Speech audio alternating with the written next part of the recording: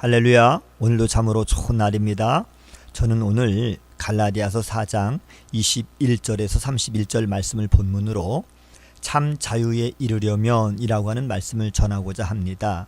이 시간 말씀을 듣는 모든 분들에게 하나님께서 은혜 주시기를 원합니다. 이 세상에서 수많은 약속과 계약이 존재하죠.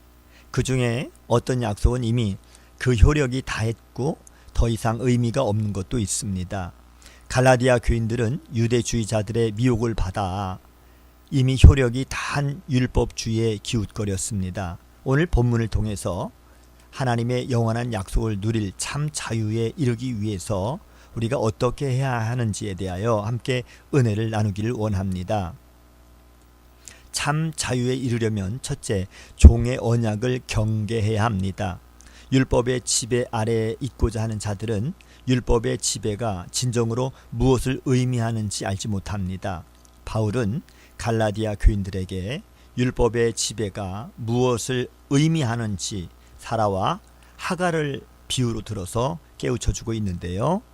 아브라함에게는 이스마엘과 그리고 이삭 두 아들이 있었습니다. 이스마엘은 여종인 하갈에서 났고요.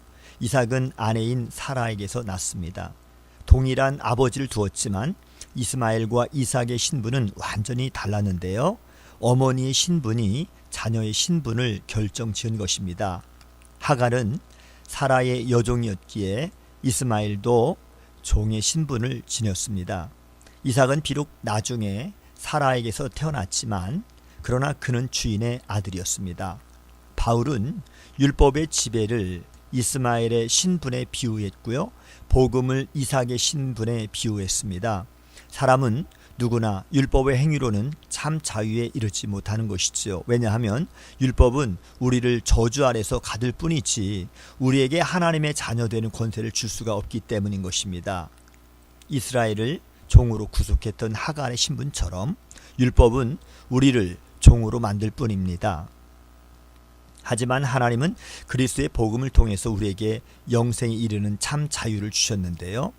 예수님은 하나님의 아들이시고 우리는 하나님의 아들의 유업을 잇는 상속자가 된 것입니다. 우리가 예수님을 통해서 주어진 하나님의 약속을 분명히 알고 있다면 이러한 헛된 율법의 지배를 거부해야 하는 것입니다. 참 자유에 이르려면 둘째로 자유의 언약을 사모해야 합니다.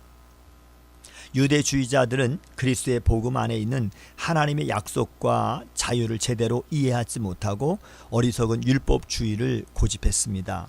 하지만 우리는 예수님의 복음을 통해서 새 예루살렘의 영광과 자유를 사모해야 합니다. 왜냐하면 복음의 약속을 신뢰하는 자는 율법주의의 미혹에 빠지지 않기 때문이죠.